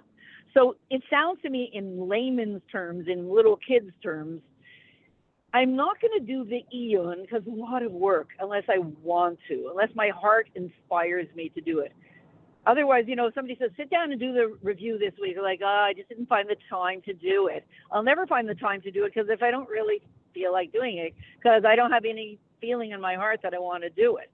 So if I can arouse the feeling in my heart, in Bina Liba, in the depths of my heart, to want to know the truth and get the whole world to know the truth and get to go, et cetera, if I can make all those connections, then I'll do the Iyun, and then it starts to chip away at the block. So it all depends on getting me to want to do it, I think. And that, I think that's what the Rebbe is always doing. He's trying to give us a vision of where we can get to, so we will want to do the work to get there, I think. And what do you think that you're just using the word want to do it? What do you think that thing is? What do I think? What is the activity? Once I want it, I want. Yeah, what do you think? He's saying the Iyun. Rebbe is showing us something that we want to do it, and that's the level of oneg. Well, Hashem so gives us the oneg. When you study the Sicha of Chesmar Cheshvan, and when the Rebbe says everything, every time I study it, it arouses a new level of oneg because you envision yourself being in that reality of having this land, you know, this huge land, this expansion, right? Even when you say these words, you automatically bring yourself to just envisioning it. Just envision there. Envision yourself there. Envision us visiting, I don't know, going on a hike on Nahar Pras, right? This Euphrates river. You just envision it. Take yourself there. It's for free. This really will not cost you anything there to visit there. It will cost you just your bitul ayesh, because your yesh says, why I need to do this? I'm never going to get there. And your mind will say, no, let's go there. And it's an amazing, enormous amount of satisfaction to actually allow yourself to think in those big terms. And who are you to think on these big terms? The answer is very simple. My yesh amiti. This is my true place. This is our true identity. And that's why I can allow to let go of my yesh nifrad thinking. You cannot. Iran is threatening Israel. Look what's going on in the world. Look what happened on October 7th and all that stuff. Okay. And thinking like, oh, if, Harris and Biden and Trump, who is going to win, only then. It's not contingent on anything. Absolutely nothing. The fact that we are connected with Yesh Amiti, whether Trump wins or doesn't win, we are still connected there. That's what I'm trying to say. If we really reiterate our true reality, this is the true reality. And when the Rebbe says, "Igezman Geulaschem," we are in the times of Mashiach. We are in a totally different paradigm. Open your eyes. We are already there. This is what we need to be working on, aligning ourselves with the true reality versus all this, what's going on around us. Mila, I think that if we're talking about Iyun being able to really arouse this level of Bina of Atik, like of a huge oneg, and if people are not experiencing that, because there has to be a pleasure that is felt in this experience, even maybe if it's, it's like super conscious, it's not, although this is an oneg that is revealed. So my question really becomes, how do you know if you're doing Iyun? Because you might be, it doesn't just mean that you're studying a mimer. It doesn't necessarily mean that you did Iyun. And we've been told, so that's my question. I'm going to answer my own question.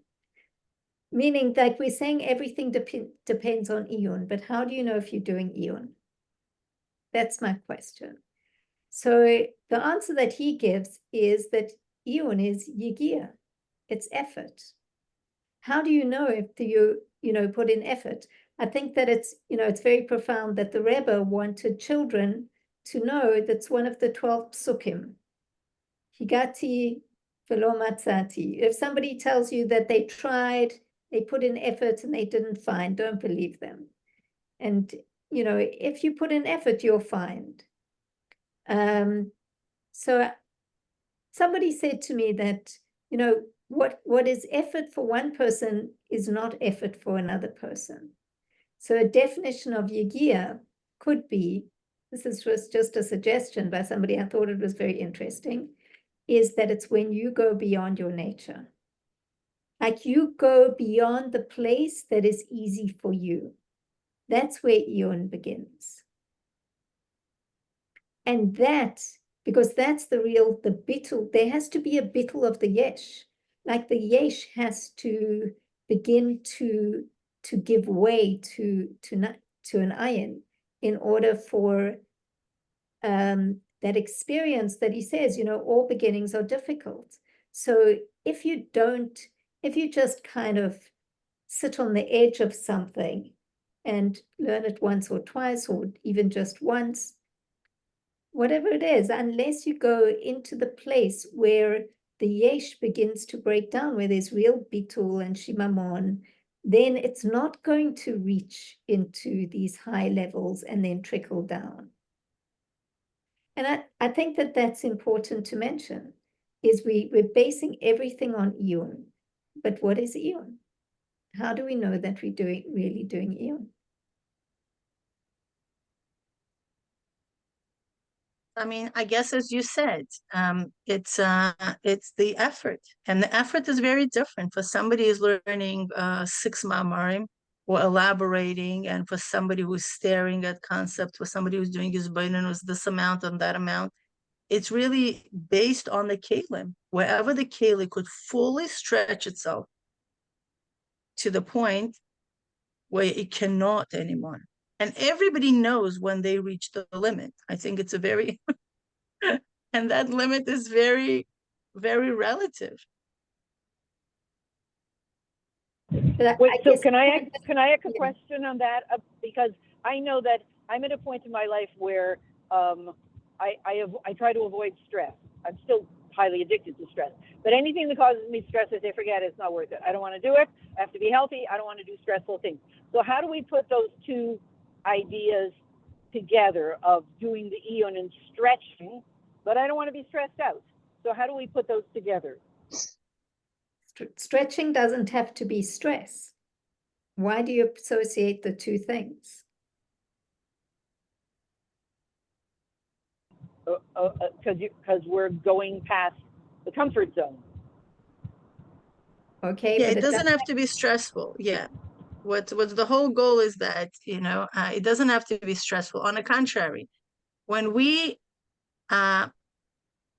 evoke the hormones of stress, and that's from the river of change course, right?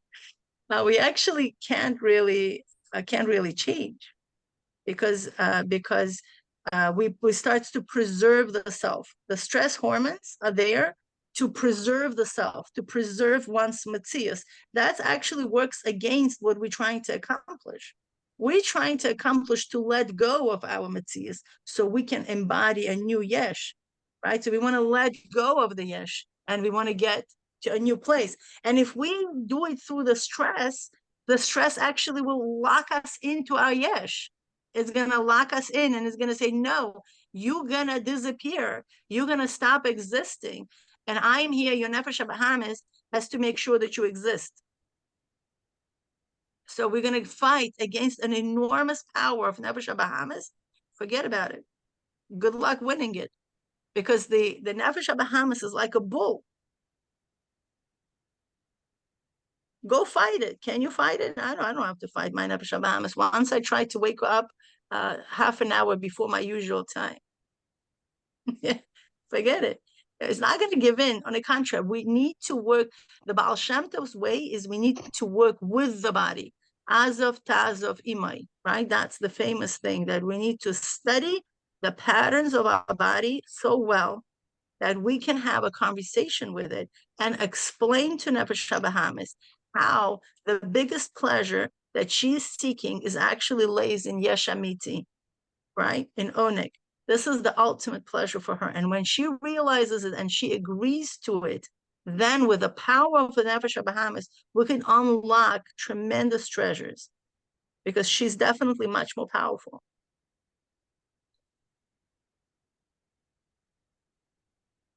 So I like to think, rather than fighting that little animal or big animal in us, we can calm them, just like you have a nervous dog, you would just pet them and calm them and make friends with them. Exactly. Yeah, we need to study the patterns, understand. But that's why the Rebbe is not into breaking the body, into like fasting and into like all the sigufim, you know, people used to roll in snow. You read the stories, right? And become parush, live on bread and water and all these things. It's over, because this is not the point. We don't, the body is already broken. It's already elevated. And the Rebbe says the guf is elevated. We just need to know through Avodas HaMoichin. It's actually the bureau of the machshava. Now is the bureau of the thought. It's the thought process that we need to change, that we need to adapt, is a new thought process. And that's where the Iyun starts. That's why there's a lot of things that are about the Iyun. The Iyun is that when we let go of our pre-existing thought process and we adapt a new thought process, because thought creates a new reality. It channels through the new reality. And which reality we want to channel? We want to channel the reality of Yesh Amiti. And in Yesh Amiti, Golus never took place.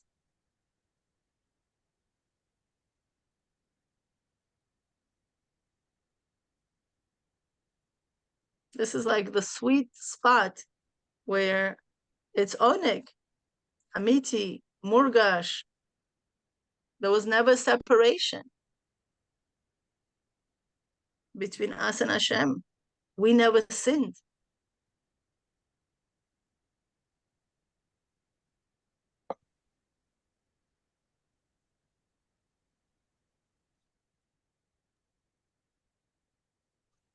No, just to speak to the idea of stress, you know, I don't know if going back to that, but I think there's a difference between like healthy stress, and maybe you need, in other words, it's more like a stretch.